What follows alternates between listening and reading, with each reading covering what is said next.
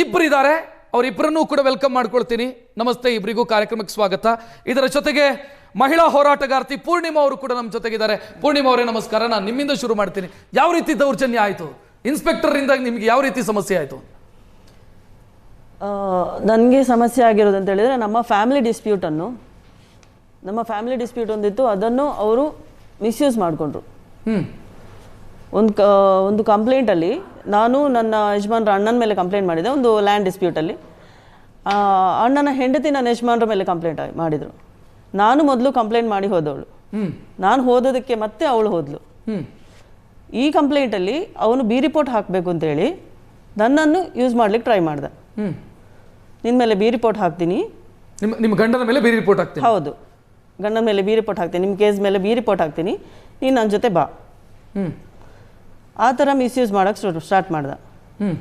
ಅವರ ಪರ್ಸ್ನಲ್ ಡ್ರೈವರನ್ನು ಮನೆಗೆ ಕಳಿಸಿ, ನೀನು ಸ್ಟೇಷನಿಗೆ ಬರಬೇಕಂತೆ, ನಿಮ್ಮ ಹತ್ರ ಮಾತಾಡಬೇಕಂತೆ. ನಾನು ಅದು ಯಾಕೆ ಅಂತ ವಿಚಾರಿಸಿದಾಗ ಇಲ್ಲಲ್ಲಿ ಹೀಗೆ ಅವ್ರ ಜೊತೆ ಐ ಬಿಗೆ ಬರಬೇಕಂತೆ ಅಂತೆಲ್ಲ ಹೇಳಿದರು. ನಾನು ಅದನ್ನು ಅವಾಯ್ಡ್ ಮಾಡಿದೆ. ನಾನು ಬರೋದಿಲ್ಲ, ನೀವೇನು ಮಾಡಲಿಕ್ಕಿದ್ರೆ ಮಾಡಿ, ನನ್ನ ಬಗ್ಗೆ ಏನೂ ಕಂಪ್ಲೇಂಟ್ ಇಲ್ಲ, ನಾನು ಬರಲ್ಲ ಅಂತೇಳಿ ಅವಾಯ್ಡ್ ಮಾಡಿದೆ. ಆ ಕೇಸನ್ನು ತಗೊಂಡು ಇವರಿಗೆ ಟಾರ್ಚರ್ ಮಾಡಿಕ್ಕೆ ಶುರು ಮಾಡಿದರು, ಹಸ್ಬೆಂಡಿಗೆ. ಅದಾದಮೇಲೆ ಕೆಲವು ಹುಡುಗಿಯರು, ಇವರಿಂದ ಸಫರ್ ಆದ ಹುಡುಗಿಯರು ನಮ್ಮ ಯಜಮಾನ್ರ ಹತ್ರ ಬಂದರು. ಸರ್ ಹೀಗೆ ನಮಗೆ ಇವರಿಂದ ಅನ್ಯಾಯ ಆಗ್ತಾ ಇದೆ, ನಮಗೆ ಏನಾದರೂ ಸಹಾಯ ಮಾಡೋಕ್ಕೆ. ನನ್ನ ಹಸ್ಬೆಂಡ್ ಕೂಡ ಒಂದು ಸೋಷಿಯಲ್ ಆ್ಯಕ್ಟಿವಿಸ್ಟ್. ಅವ್ರ ಹತ್ರ ಬಂದರು, ಸಹಾಯ ಮಾಡೋಕ್ಕಾಗತ್ತಾ ಅಂತ ಕೇಳಿದರು. ಸರಿ, ನಾನು ಸಹಾಯ ಮಾಡ್ತೀನಿ ಅಂಥೇಳಿ ಇವರು ಮುಂದಾದಾಗ ಅವರ ಕೆಲವು ಡಾಕ್ಯುಮೆಂಟ್ಸ್, ಯಾರ್ದು ಸಂದೇಶವರ್ದು ಡಾಕ್ಯುಮೆಂಟ್ಸ್ ಯಜಮಾನ್ರಲ್ಲಿತ್ತು, ಅದನ್ನೆಲ್ಲ ತಗೊಂಡು ನಾವು ಕಮಿಷನರ್ ಹತ್ರ ಹೋದ್ವಿ. ಸರ್ ಹೀಗೆ ವಿಚಾರ. ಇದೆಲ್ಲ ಯಾವಾಗ ಆಗಿದ್ದು? ಫಸ್ಟ್ ಕಂಪ್ಲೇಂಟ್ ಆಗಿದ್ದು ಜುಲೈಯಲ್ಲಿ. ಅಂದ್ರೆ ನೀವು ನಿಮ್ಮ ಫ್ಯಾಮಿಲಿ ಡಿಸ್ಪ್ಯೂಟ್ ಆಗಿದ್ದು ಯಾವಾಗ? ಅದೇ ಜುಲೈಯಲ್ಲಿ, ಜುಲೈ 2005 ಅದರ ನಂತರ ಹೌದು. ಅದರ ನಂತರ ಕಮಿಷನರ್ ಹತ್ರ ಹೋದ್ವಿ, ಹೇಳಿದ್ವಿ, ಪರ್ಸ್ನಲ್ ಆಗಿ ಮೀಟ್ ಆಗಿ ಹೇಳಿದ್ವಿ, ಸರ್ ಹೀಗೆ ವಿಷಯ, ನಮಗೆ ಅವರಿಂದ ತೊಂದರೆ ಆಗ್ತಾ ಇದೆ, ನಮಗೆ ಸಹಾಯ ಮಾಡಿ ಅಂತ.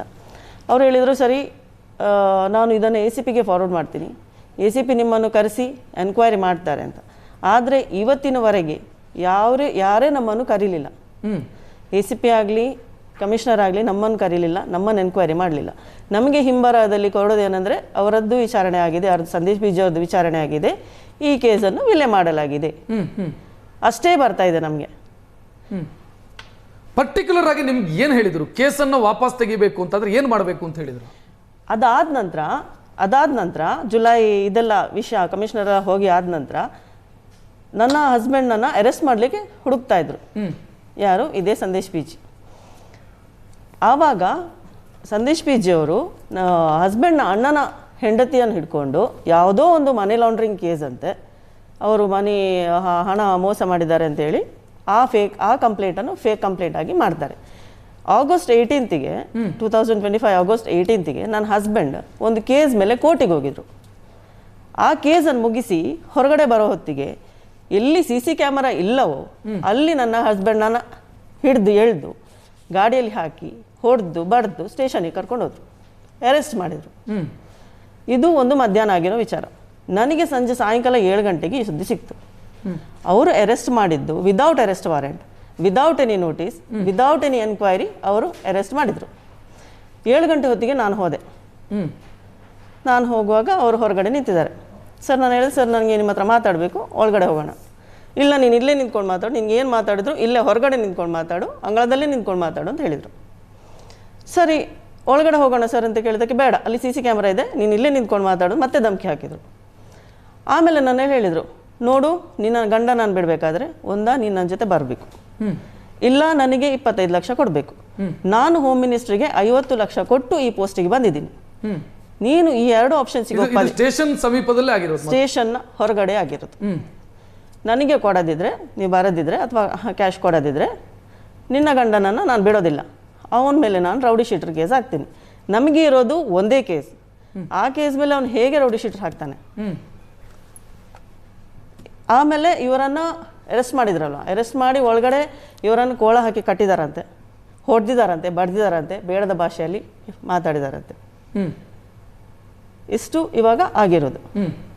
ಆ ನಂತರ ಕಂಪ್ಲೇಂಟ್ ಕೊಡೋದಕ್ಕೆ ಹೋದ್ರ? ಆ ನಂತರ ಕಮಿಷನರ್ ಹತ್ರ ಹೋದ್ರ? ಇದಾದ ನಂತರ ನೆಕ್ಸ್ಟ್ ಡೇ ಅವ್ರೀಗ ಬೇಡಿಕೆ ಇಟ್ಟಿದ್ದಾರಲ್ಲ, ನನ್ನ ಗಂಡ ನಾನು ಪ್ರೊಟೆಕ್ಟ್ ಮಾಡಬೇಕಾದ ನನ್ನ ಕರ್ತವ್ಯ.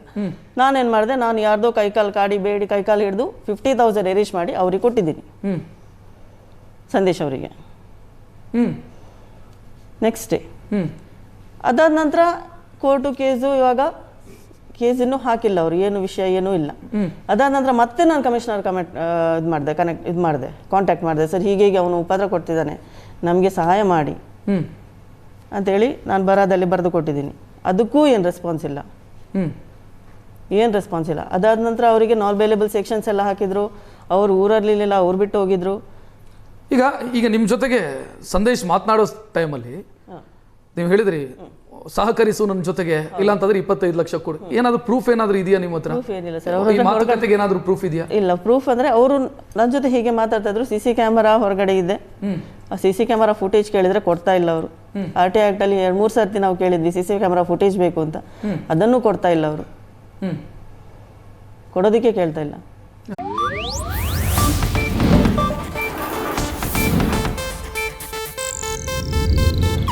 ಇದು ಏಷ್ಯಾನೆಟ್ ನ್ಯೂಸ್ ನೆಟ್ವರ್ಕ್ ಪ್ರಸ್ತುತಿ.